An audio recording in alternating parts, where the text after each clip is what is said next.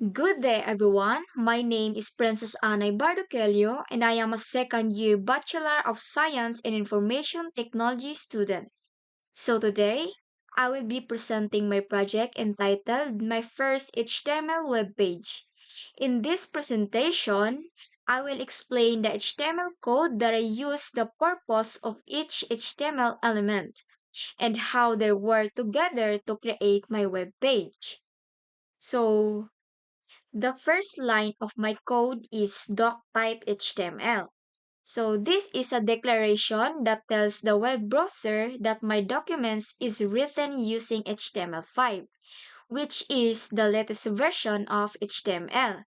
Sa madaling salita, sinasabi nito sa browser kung anong version ng HTML ang ginagamit upang maipakita ng tama ang web page. The next is the HTML tag. This is called the root element because all the HTML code is placed inside this tag. The attribute is langIn. Tells the browser that the language of my web page is English. So, it is important because mas madaling maintindihan ng browser at search engines ang English ng website or web page. Next is the head tag. So, the head section contains information about the web page that is not directly displayed on the screen. So, dito inilalagay ang metadata, title, CSS at iba pang impormasyon na kailangan ng browser.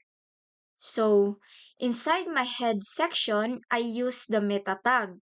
So, the attribute is charset UTF-8. Allows the browser to display letters, symbol, and special characters correctly. So, sa madaling salita, ito ang dahilan kung bakit tama ang pagpapakita ng mga text at special characters sa web page. So, next is the body tag. The body contains all the visible contents of my web page.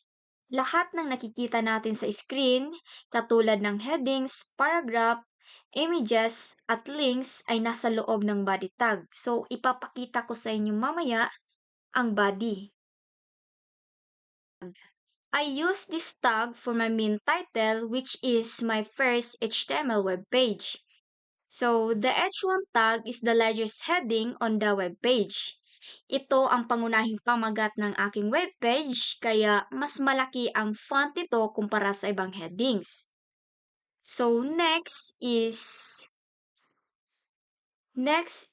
I use the paragraph tag. The paragraph tag is used to display normal text. Ginagamit ko ito para ipakita ang aking full name at program and year level. So, inside the paragraph, I also use strong.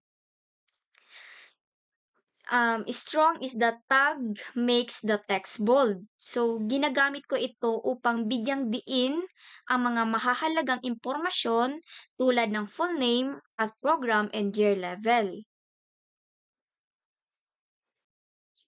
So, next is horizontal rule tag or HR.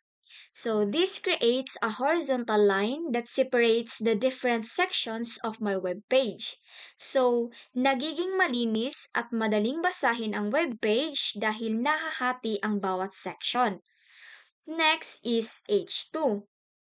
So, I use the H2 tag for section heading.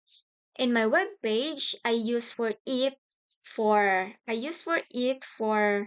3 interesting facts about me. So, my favorite website, my favorite picture. So, mas maliit ito kaysa H1 pero mahalaga ito para maayos ang pagkakahati ng bawat bahagi ng web page. So, next is UL and LI.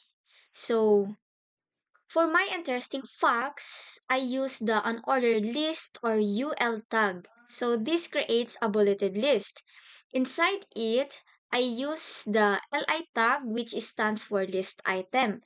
So, ginagamit ko ito upang maging mas organisado at mas madaling basahin ang aking mga interesting facts.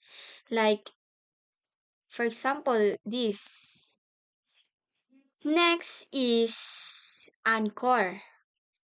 My favorite website, I use the Anchor tag. The Anchor tag is used to create hyperlinks. I link it to YouTube. I link it to YouTube. So, kapag kinilik ng user ang YouTube button, ay magbubukas ang YouTube website. For example, like this.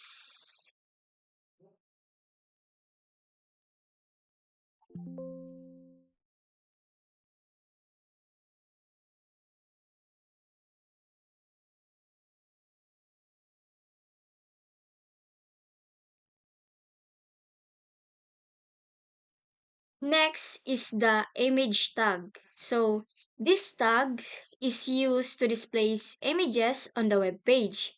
So, the SRC, the SRC is attribute tells the browsers where the image is located.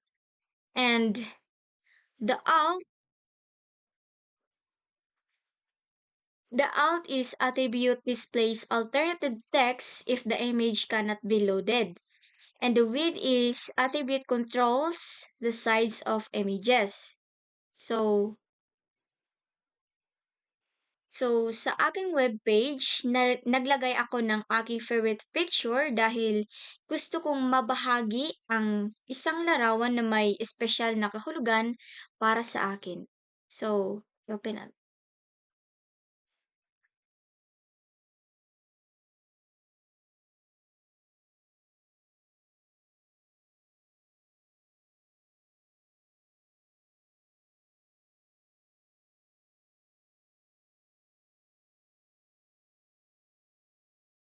Now, this is the output of my web page. As you can see, the title, my first HTML web page, appears at the top.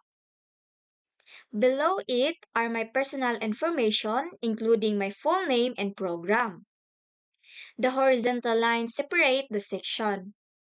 Next, my three interesting facts are displayed using bullet points. Below that is my favorite website is YouTube, which is clickable and open in another browser tab. Lastly, my favorite picture is displayed together with a short description explaining why I choose it. So overall, these HTML elements work together to create a simple, organized, and easy to read web page. To conclude, this activity helped me understand the basic structure of an HTML web page and the different HTML elements used in web development. So I learned how to use headings, paragraphs, lists, hyperlinks, and images to organize and display information on a web page. Thank you for listening, and that is all my presentation. Have a great day.